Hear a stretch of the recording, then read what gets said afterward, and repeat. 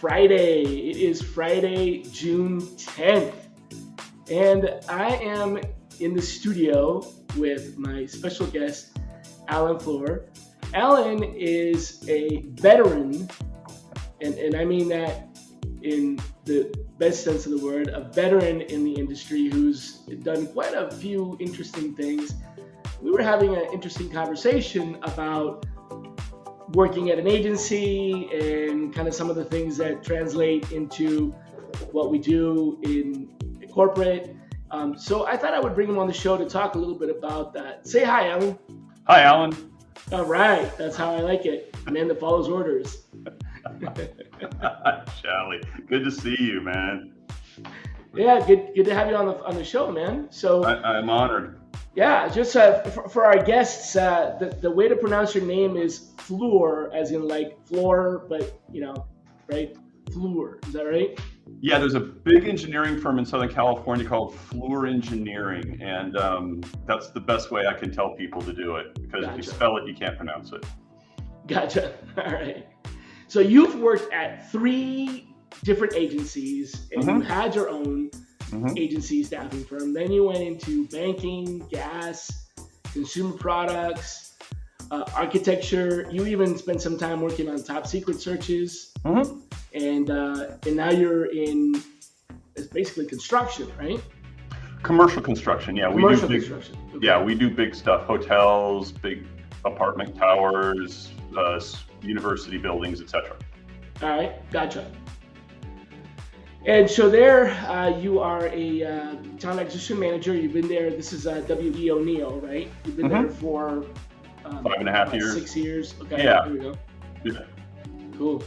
And you're the first recruiter and continue to be the only recruiter there, right? So yeah, I am the only recruiter, and so most of my work is directly for California, but I do help out the other offices. And one of the interesting things I get to do is, for the offices that don't, I help teach the non-recruiters how to do some of the recruiting, how to do some of the sourcing, how to do some of the relationship building, and it's been very successful. Oh, so basically you're teaching kind of like the branch managers or the regional managers how to do their own recruiting, even though they're just not recruiters, they're running the business. Right. So somebody in each office might be sort of the de facto person or spearheading person, and I may have regular conversations with them. And some of them get it, some of them are coming along, and it's really refreshing to a degree, because it's funny when non-recruiters start having experiences with candidates that we experience every day. And they'll say, "Oh my God, Shally's not accepting the offer. Oh my God, what do I do? Oh my God." And it's like, what's the problem? Okay, let's talk it out. It's not a big deal. We can do. Oh my God, she wants this in the offer. Oh my God, he wants this in the offer. It's like, okay, so what's the problem? Why don't we just do it this way? Oh, we can do that? Sure. And they're like, and then you're like, yeah, see, you feel my pain now. I understand. Yeah, totally. So that must keep you pretty busy. But on top of that, you also participate or volunteer, I should say, in the free resume review group, right? Yeah. So like me, you're someone that likes to give back and contribute to the community. Yeah. Tell me about how that started, the whole free resume review group, and what it is really. And I think it started like because of COVID, right? It started really because of COVID. Shout out, actually, it's 2 things. The free resume review is a group on Facebook that anybody that needed a little help could get it. That's gone pretty well. Another one that our mutual friend Brett Feig that Brett and I put together was a weekly recruiting. In the beginning of COVID, it was sort of for all of us to kind of have connection, get together. But what it really turned into, Shally, was I wish we would have recorded them, because it was a case study in how recruiters work with each other, how relationships work, and that we experience when we're looking for jobs, we're experiencing the very same thing that any other candidate experiences. But we're the candidate.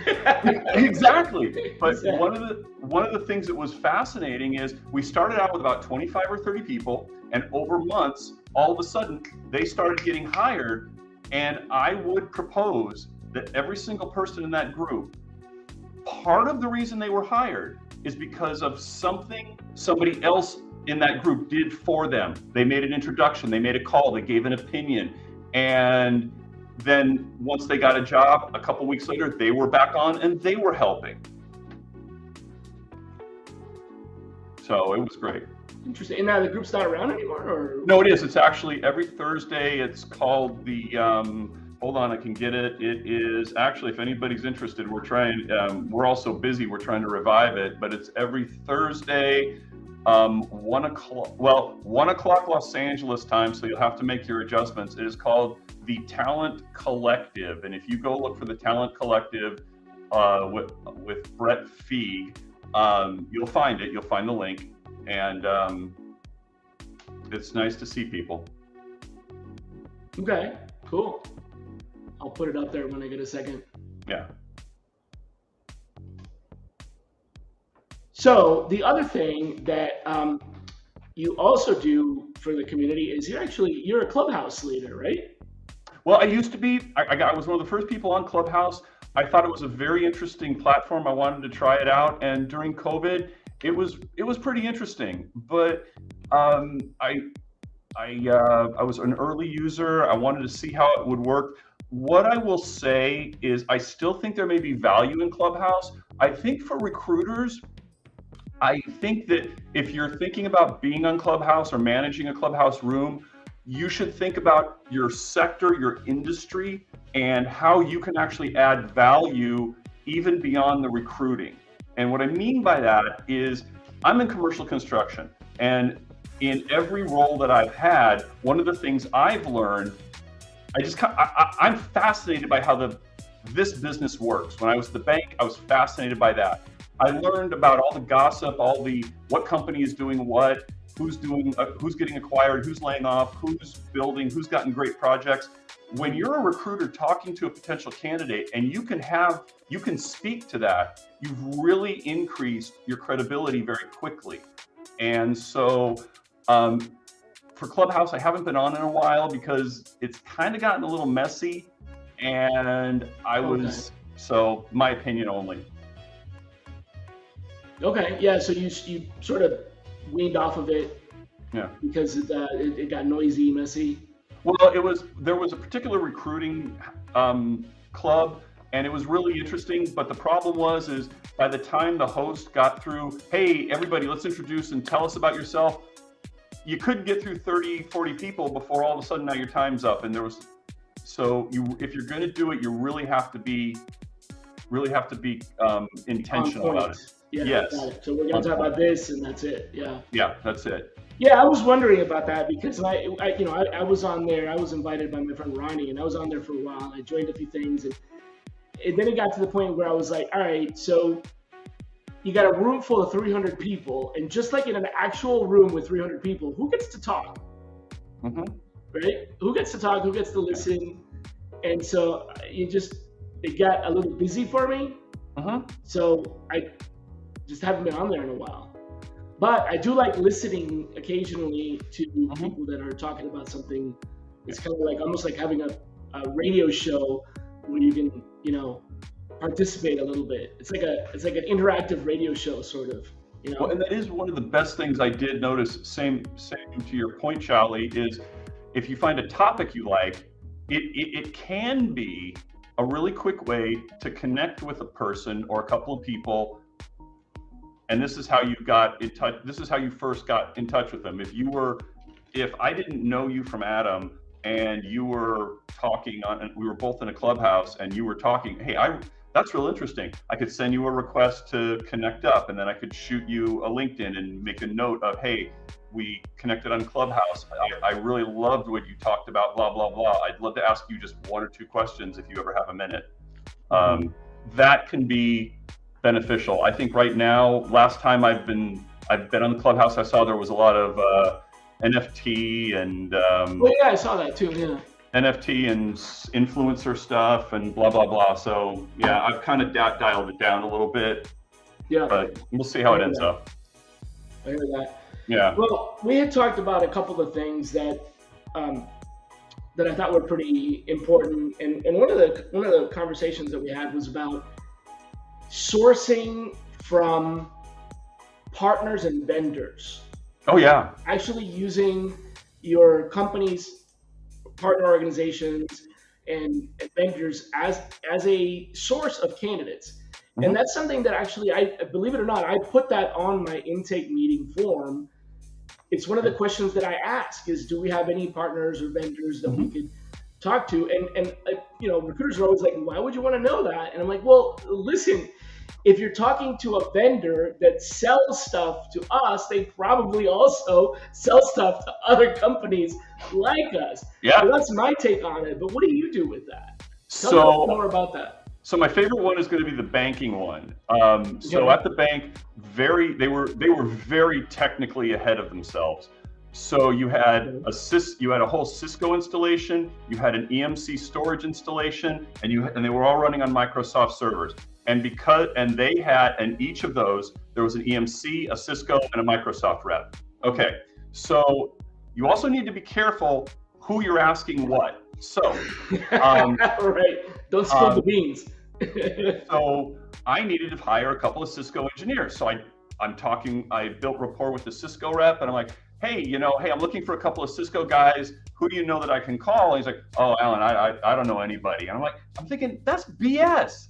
And I asked the EMC guy, I need a couple of storage people. And he gave me the same answer. And then a couple of days later, I thought, wait a minute, the Cisco guy wants to hire the Cisco people. So I went to the Cisco guy and I said, hey, Bob, by the way, I'm looking for some storage engineers. Do you know a couple of EMC guys? And he's like, oh my God, I know there's Alan and there's Shally. Yeah, and they're over here and they're really unhappy. Oh, okay. And then I went to the EMC guy and I asked him for Cisco people, and he was like, oh yeah, Alan, I know these 3 people over here, and I don't think they're doing really well. And that really started rolling on itself. And so to your point, on the intake meeting, you would ask, who are our vendors or whatever. And if the hiring manager has a little bit of an issue, can't quite get their head around that, just say, who do we pay money to provide us products or services to run the company? Right. Okay.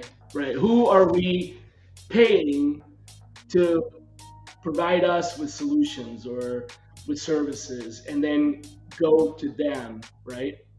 Exactly. And in addition to that, you might want to it's kind of the way you ask the question, because our industry sometimes they think, but when you want to ask the question in a way that it is a win for that Cisco rep to give me EMC people. So, right. Bob, hey, look, you know what? And I don't want to ask anybody for a job. Just what one or two EMC people do you know that I can just keep networking with? I won't ask anybody for a job, but I really respect you. You do good work here at the bank, and I just got to keep networking and figure stuff out.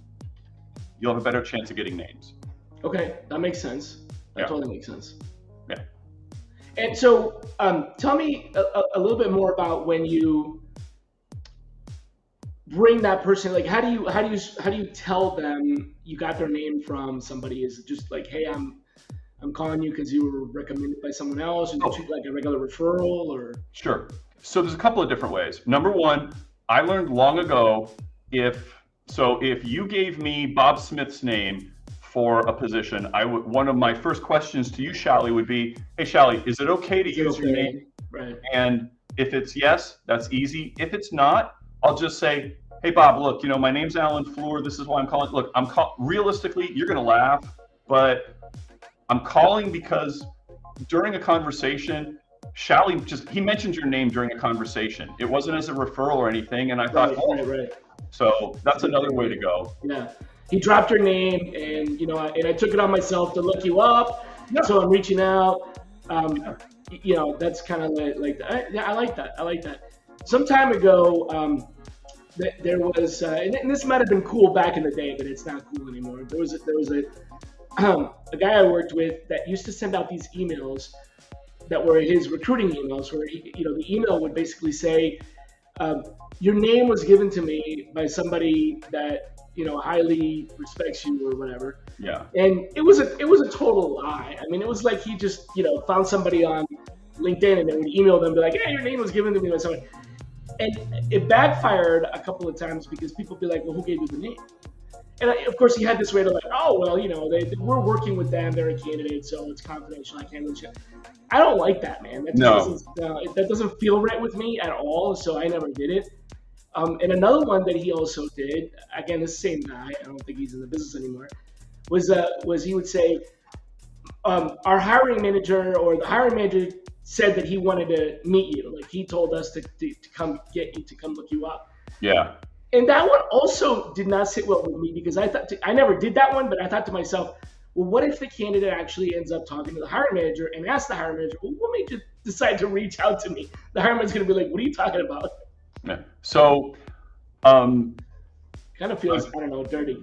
No, I get it. I think I may have done that in my first year, but 20 years ago, right? It felt weird. It felt icky to me. So I just thought, let me be honest. And I'll just say, look, I was in a conversation with 4 people and Jim mentioned your name. I took it on myself to write down your name. Look, I'm a recruiter. It's what I do. And look, you may laugh at me, but I went to your LinkedIn. You look like you got some interesting background. And at the very least, I wanted to say hi. And also, heads up to everybody is we're in recruiting. So we're calling people all the time and blah, blah, blah. Do you actually know how somewhat rare it? I mean, there's a lot of people getting hammered all day long, but for the people that are not always on LinkedIn, etc., do you know how rare it is for them to get a call? And if you're respectful, a little bit of sense of humor, they might not be looking to leave, but they're probably going to talk to you for 5 minutes. And the other one is when you said my manager wants to talk to you, there have been situations where on an intake meeting, we will actually go through some LinkedIn profiles and say, what do you think? Before the intake, I kind of got a sense of what you need.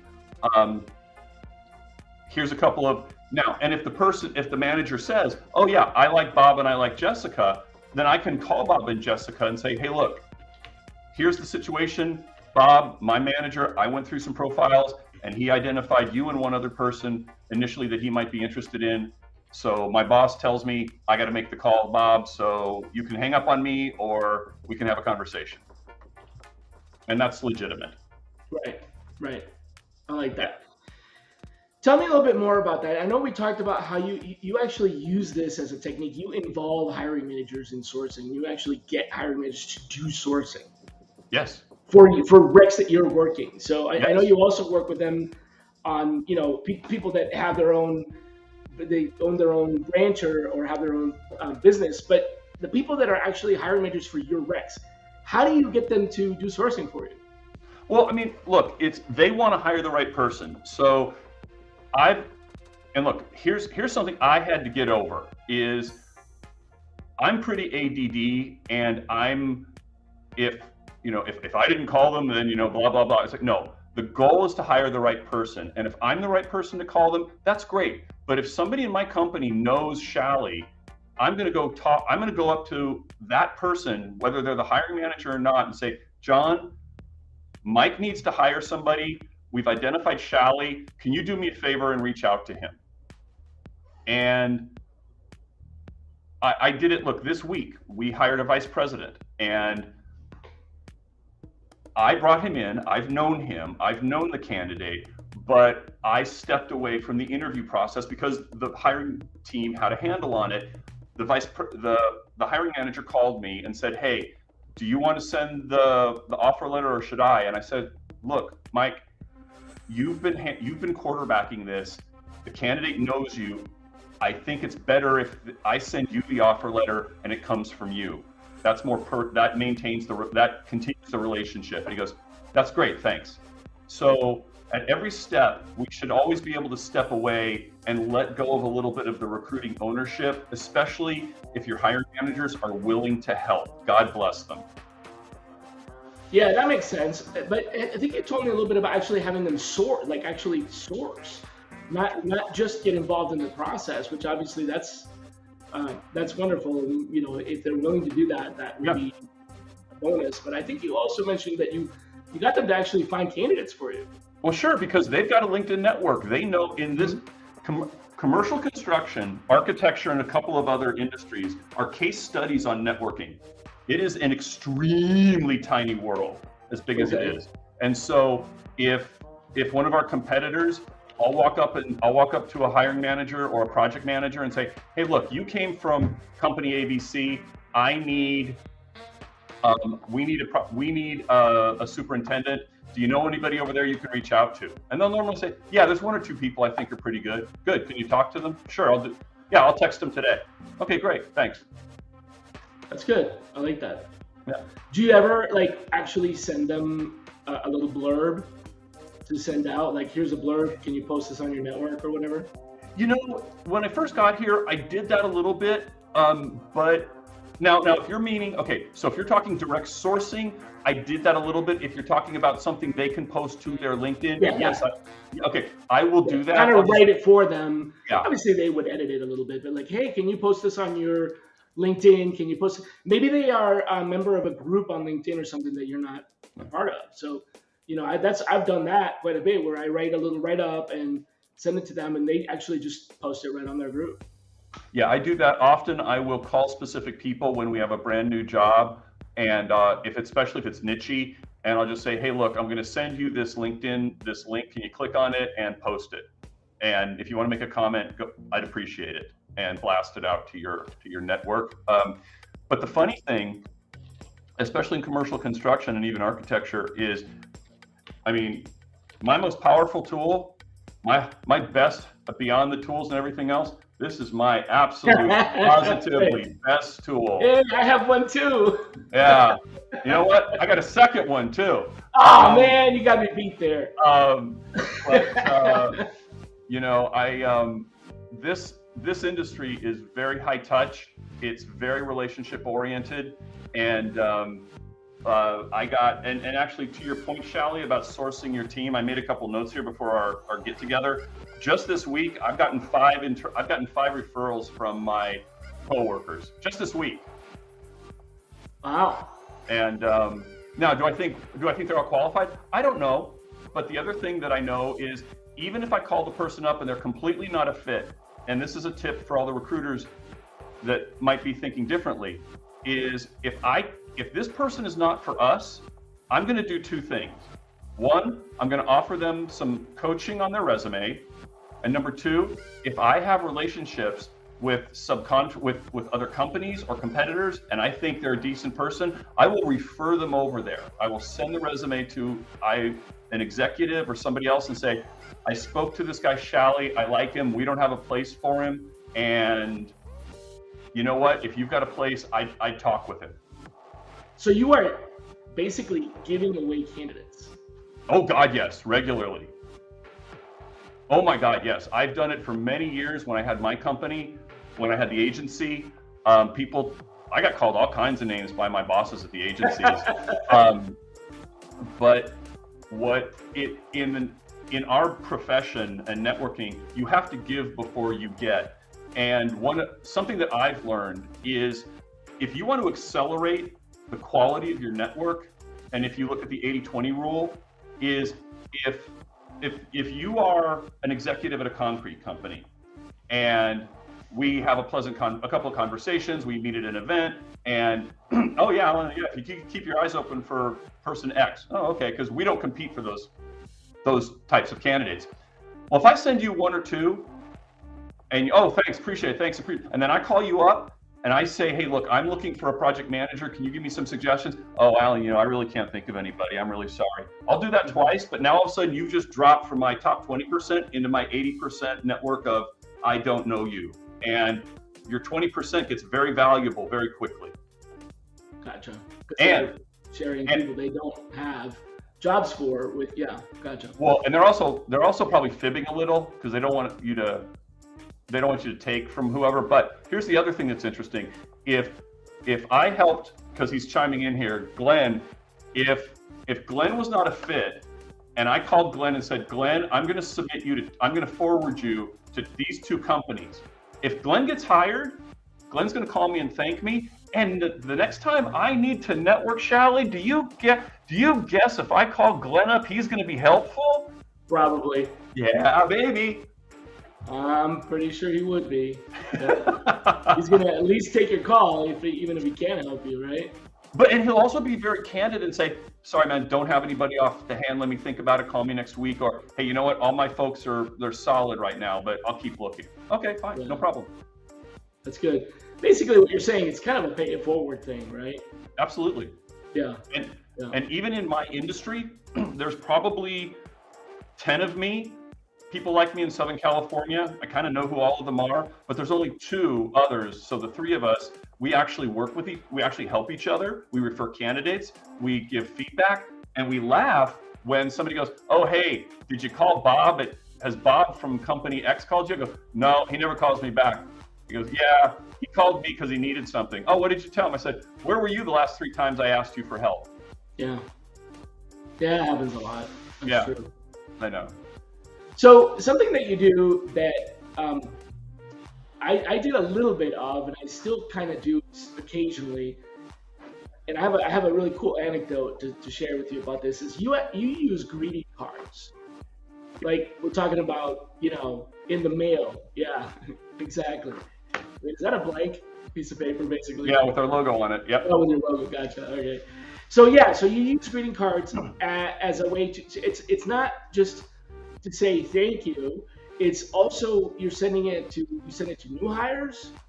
Yep. You send it to referrals. You send it to people that decline offers. Mm-hmm. Why would you do that? Okay, so a new hire, it's pretty obvious. Welcome to the family. Yeah. To people that have actually turned us down and taken another job, if we thought they were a quality person, look, we want to hire every quality person that we interview. It's not going to happen. So I'll send them a card, say, hey, Shally, look, congratulations on taking the job with company ABC. Competitively, I say drat and arg, but I know you had to make the best decision at this moment. I look forward to keeping in touch. All the best in your new adventure and your coming success. And I usually get a phone call after that. I also use it when I source every now and then. So occasionally we all run into that person that the phone number, you can't find the phone number. In this case, I did not want to call him at his company because I knew they were small and I didn't want to put him in an uncomfortable situation, but I couldn't find anything else. But I had his home address. That was easy to find. So you didn't have his personal number, you had a work number, but it was a small company. Yeah. So you mailed him a greeting card. I mailed him a card and I just said, Shally, congratulations. You're the first person in 12 months I've not been able to find a cell phone for. I heard good things about you. If you have a moment, I would love to get to know you for 5 minutes. Thank you very much, Alan. And on a Saturday or Sunday afternoon, my phone rang and it was Shally, and he said, hey, Alan, I got your card and I wanted to call you. And after we talked for 10 minutes, he said, I'm doing okay. Here's why I can't leave. It was legitimate. But you know what? Give me a call whenever you need. And the other thing, folks, is sending this, if nothing else, is a piece of mail that's addressed to you that is not a bill asking for money. And who doesn't like to see something that gives? Very many of those. Seriously, I hardly get any. It's usually an Amazon package, but not an envelope, Yeah. Which is kind of a segue to the anecdote that I wanted to share with you about that. I hired a sourcer a long time ago based on the fact that, first of all, this was a quality candidate, so obviously they deserved the job. Mm-hmm. But I was alerted to this sourcer because she sent me a book from my wish list on Amazon. Mm-hmm. She found me on Amazon, knew she wanted to work with me, wanted to be part of my team, and she actually bought me a book that was on my list. I've got a list of like wish lists for professional books that I want to read for work. She bought me one, I guess had it sent to her own address, put a handwritten card in it, and mailed it to me, and I got this book in the mail. I'm like, wait, I didn't order a book. What's going on? So I opened it up, and inside was a card, and it said, hey, I'd love to be part of your team. how can we make it happen? And I was so impressed. I called her up, interviewed her, and sure enough, she was well qualified. And that was, it impressed me so much. It's still to this day probably my favorite hiring anecdote. Well, Turned out to be a great team member for many years, and now she's doing really well in leading a sourcing team and everything. So it's kind of a segue from like what you were talking about with the greeting cards. This is a candidate sending me a greeting card through a book. Yeah. But I can totally see how sending a book to a candidate would actually really be kind of a cool thing to do as well. It is, and a segue to that, and another one is I learned a long time ago from someone that before I started doing retained search for a time, this one lady at one of the big firms that we would all know, she would buy those little 4 or 6 packs of C's candy truffles. And if she was trying to reach an executive and couldn't reach them, she would mail that. She'd FedEx it so it didn't melt. And then she'd say, hey, Shally, we've been trying to get a hold of you. It's probably going to take you 5 to 10 minutes to enjoy these chocolates. And while you're doing it, why don't we have a conversation? Please give me a call. This is my direct number. And she said she had a pretty much a 8 out of 10, 9 out of 10 hit rate on that. But see, the problem with me would be that I would have to listen to them eating chocolate while I'm talking to them. I'm not sure I can do that. Unless I had my own box of chocolates, then it would be okay. Well, if you buy 5, you buy a 6th one, and I'd get some more samples too. Yeah. That's great. Some free samples. Yeah. That's awesome. I like that. Let's talk a little bit about candidates now. You have a unique way that I think it's very valuable to share to open up interviews with candidates. And you told me that there's 2 questions that you always ask a candidate right up front on the first interview. Yeah, so when I'm having my first call with them, what I'll usually do is I'll start with 2 questions. The first one is, so Shally, before I get into my spiel or whatever, let me turn this around. What can I answer for you about us? I mean, do you know about us? What do you know about us? What can I answer for you? And that normally helps start the conversation. It relaxes them a little bit. And the other thing that it tells me pretty quickly is a good amount of the time, the first couple of things they ask is, the first couple of questions they ask might be, what are their motivations? I mean, if they ask about compensation, that's kind of easy. If they ask about how many projects do you have? What's your backlog? Okay, they're looking for some job security. And for each industry, you can learn what that is. And the second question I'll ask, I don't know if it's one we talked about, but I love an open-ended question that is just, let's just say you're at Deloitte. So Shally, what the heck is going on at Deloitte? And it's real open-ended. I'm not asking for you to disparage, but normally the person will say, well, our group, we're really not getting a lot of projects right now for some reason. I'm hearing rumors there might be a reorganization and we might be affected. So I think I better start planting my seeds and tilling my soil now. I better start digging my well now before I'm thirsty. Okay. All right. Can we talk about a different question that I forgot about? Well, but see, and that's my point is when in this, for what I do and with the experience level we're at is we can both give each other, a checklist of interview questions, and that's fine. And it's linear and that's not a problem.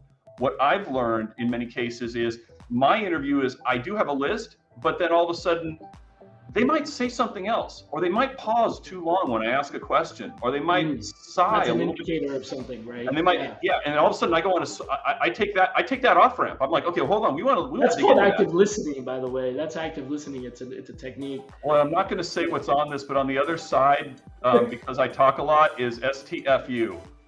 Wait, I can see that. Yeah, I can see it. So it's shut the blank up. And you talk too much. You talk too much. and you never shut up. So that's I like those two questions. I think the question of the open-ended question about what do you want to know about us, that is how I start all of my interviews. And let me tell you the reason why I do it. It's a different reason, but I think it's the same outcome, it's the same kind of. I think maybe I ask it a little bit different, but the reason I do it is I feel like it takes a lot of the edge off of like the I'm selling you on an opportunity. Mm-hmm. It's a lot more about what do you want to know, as opposed to let me tell you all about us and let me ask you a billion questions to find out all about you. Yeah. It's a third, right? Like I'm not trying to find out about you. I'm not trying to tell you about us. I want to know what you want to know about us. And it starts that way. And believe it or not, it doesn't take that long for them to ask a couple of good questions, 5 minutes, maybe 10 minutes. It might be a little bit longer. And then at the end of that, the ice has been thoroughly melted. Mm-hmm. And I feel like I can ask them just about anything at that point. So to me, it's basically an icebreaker. Now you have a little bit of a different reason for it, but for me, it's a way to get to soften them up so that I can then ask some pretty important questions. And one of the most difficult situations that I run into with my team is they very frequently, with higher level candidates, a higher level in compensation, past six figures, they very frequently get objections from the candidate regarding disclosing their target comp. So when my team is asking them, what kind of compensation are you looking for? Often they run into candidates who are very reticent to actually say that. And mind you, we're not asking, because it's illegal in many states, how much are you making? We're asking, what is your target? What do you want to make? Mm-hmm. Right? So when I use this technique, I feel like I get to the point where I ask that question and they're a lot more willing to tell me that. How do you handle, I guess the question I have for you is, when you're asking a candidate what their target compensation is, and they hem and haw like, well, I'm negotiable, but how do you get through that? Because you can't put a candidate forward to a hiring manager without knowing what their target is. It's not going to happen. Sometimes I will, but if like you said, if we've thoroughly broken the ice and I think we've got a good rapport, I'll usually save it to one of my last questions, and I'll be very candid. Sure, yeah, it definitely is. Absolutely, I agree with that. But like, they object anyway, even if, sometimes they object. I'll say, look, Shally, I don't want to waste anybody's time, and and I'll tell them a couple of stories that were true when people said they didn't give me their stuff. And I said, look, I'll tell you what's going to happen, because your experience, what's going to happen is we're all going to fall in love, and you're going to be expecting Morton's Steakhouse, and all I got is In-N-Out Burger for you, man. And I don't want to waste your time. And on the other side of that, do you realize that there is a relevant range? We all know this. Every general contractor does compensate differently. They do. So I just want to see. There's variations, yeah. Are we on the same page? Because now, and it also depends on the person. Sometimes I'll say, look, I want you to talk to this person first if I don't have their comp.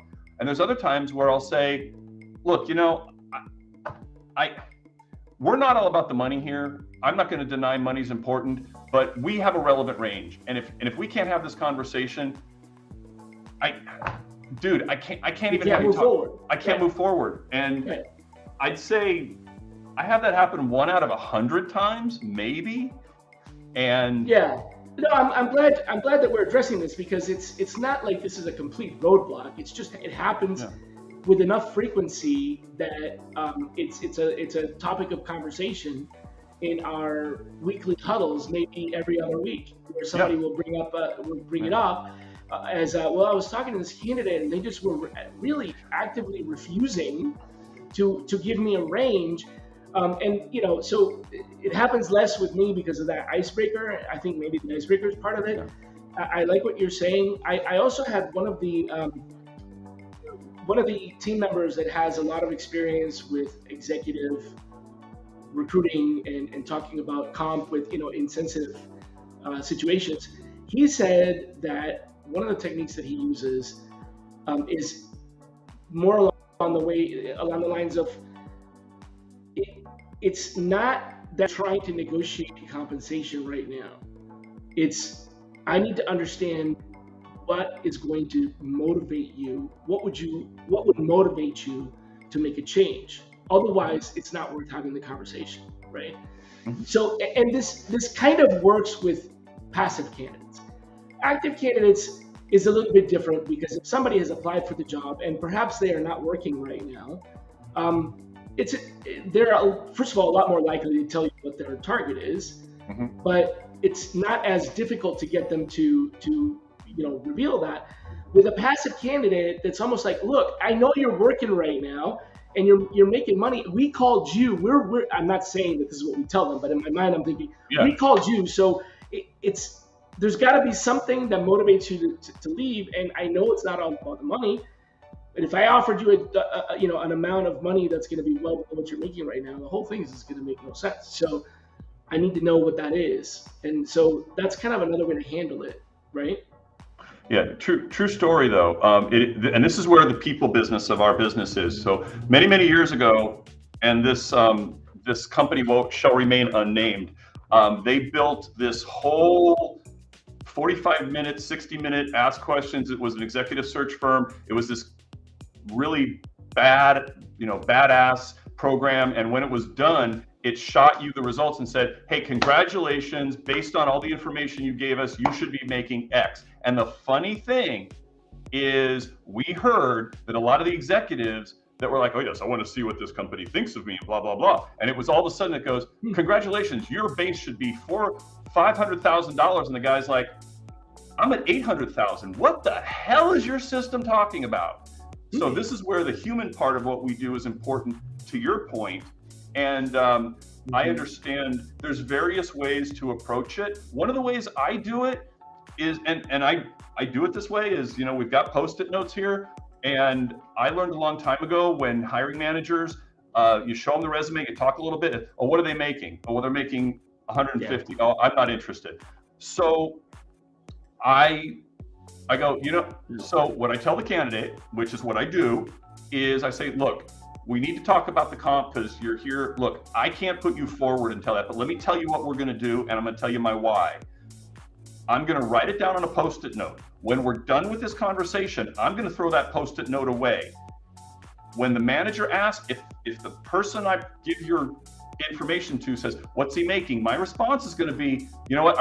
I don't have that written down anywhere. Now, that's a true statement. It's a little squirrely, but it's a true statement because I don't have it written down. And that helps relax them a little bit. And sometimes at that point, they'll open up.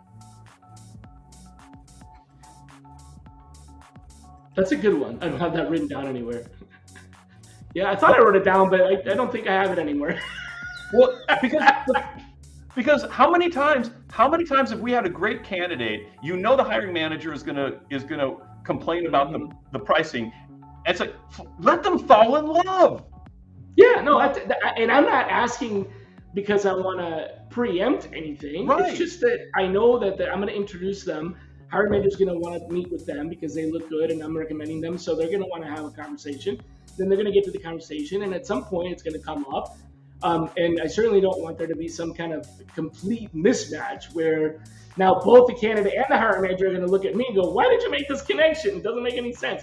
I got to tell you, though, this is hilarious. I think I talked about this on another episode. I had a candidate. Well, actually, you know what? They're not a candidate. They were a prospect that never became a candidate. And this is why. I messaged them. They had expressed interest in a position 3 or 4 years ago at this company. And I messaged them basically something to the effect of, hey, I know you applied for a role here. You might not remember, but it was, October of whatever. And I just came across your resume in our system, and I thought I would reach out and find out if you might be interested in reconsidering. I don't know what happened. I don't have any notes on if you guys ever interviewed anywhere or whatever, but I'd love to see if you might reconsider. And the prospect replied back. This is the link to the message was, well, I'm currently making $386,000, so unless you can beat that, I don't want to talk. And I was like, let's say that I could beat that. Like, I'm thinking to myself, let's say that I could beat that because I possibly could. Let's say that I could beat that. And now I don't want to. Right. Like because that's if that's all you care about, if you don't care about what we are, who we are, what we do, the company, the product, the people, if all you care about is me beating that number, I can beat that by 1 penny or $1 Right. or whatever. And like, really, is that really what matters to you? If it is, now you could say that another way. You could say, well, I've got a target in mind, or is the compensation reasonable within range of whatever? But like it was like, if you can't do this, then I'm not interested. And I'm thinking to myself, I would have talked to you at that range, maybe, possibly not. Thank you for the candor, but what I'm not interested in is that being the very first thing that you want to talk about. Oh no, I just don't like it. No, totally. Now, so one of my favorites is not at a past company. Yeah. I was hiring for a very specific position, and I found the candidate. Somebody had referred another candidate. That second person was not qualified. I mean, they still did business, they still did the title, but in the niche they needed to do, they weren't. So, but I screened them, blah, blah, blah. They interviewed, they got through the interview cycle, and everybody looked like they were getting serious. And I said, if you're only hiring one person, you need to hire person A. They have the skill, they have the background, and they have the niche you want. This other person, if you're going to hire them, they're going to be a generalist, and I am not endorsing. If you're only hiring one, I'm not endorsing, but if you want to hire two, feel free. Okay. When we were negotiating salary with candidate number 2, he would never tell me, he would never say anything. I said, give me your yes number, lie to me and make something up, and all the other things we do. And they hired them both, and the second person washed out after about a year and a half.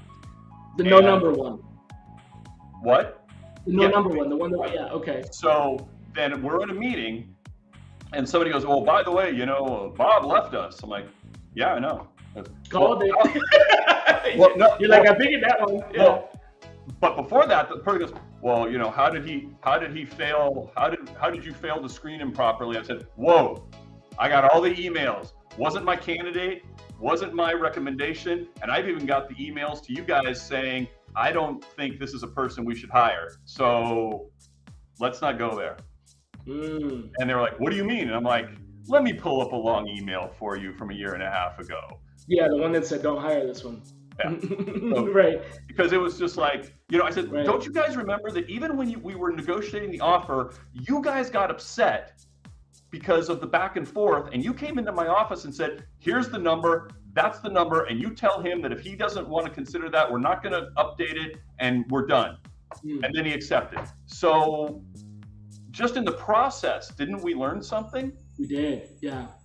That's my point about this. Yeah. This, like, here's my number up front, like, beat that. There's another way to say that doesn't, There's 50 ways.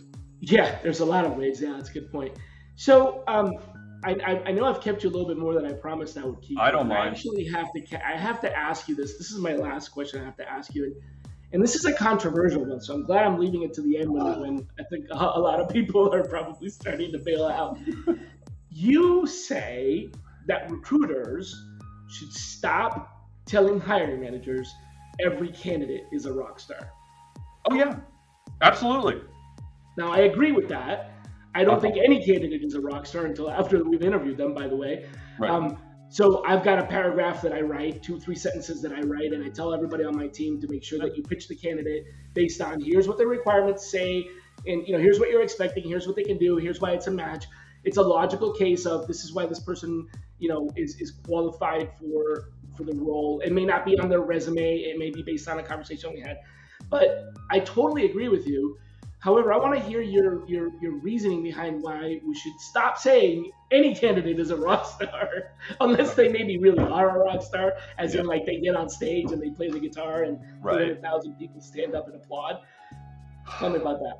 So I started doing this many years ago just because I thought it was the right thing to do. I had built a lot of, we've all built teams. We've all placed people into teams. And I just started doing it. But the reason is, and I was actually given a really good piece of advice from a client when I was at an agency, or I had mine, and they said, Alan, I'd really appreciate it if you could give me your candid opinion of the person. I'm still going to interview them, but we've got Jessica and Kimberly, and they're extremely good. So benchmark your candidates against those two, and let me know. It's okay if they're junior or mid-level to those two, but let me know. And here's the thing: is we always appreciate being respected by hiring managers, and hiring managers over time, from a lot of the poor agencies, every candidate's a rock star. Every candidate, you've got to talk to him today. But if you go to your manager and say, hey, here's Bob, I talked with him, I think he's a good project manager, but he's been a project manager for quite some time, here's what he's worked on, I think he's a good, solid project manager. If you're looking for this next person to become a senior project manager, to a project director, to potentially a project executive, I'm not sure Bob's that person, but I still think he's a solid doer. You do the job now. Yeah. That makes sense. You need a mix of people. If you do, it's a reasonable. You're making a case for why this candidate should be hired.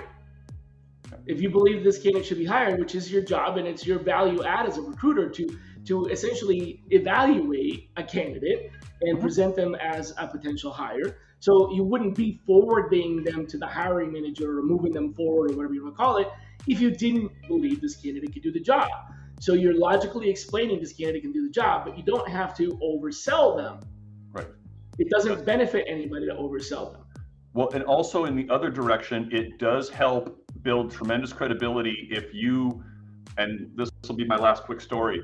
Many years ago, I built a team in energy deregulation. I had a candidate, and there was, when you have a candidate, you can't put your finger on it, but there's just something that's not right.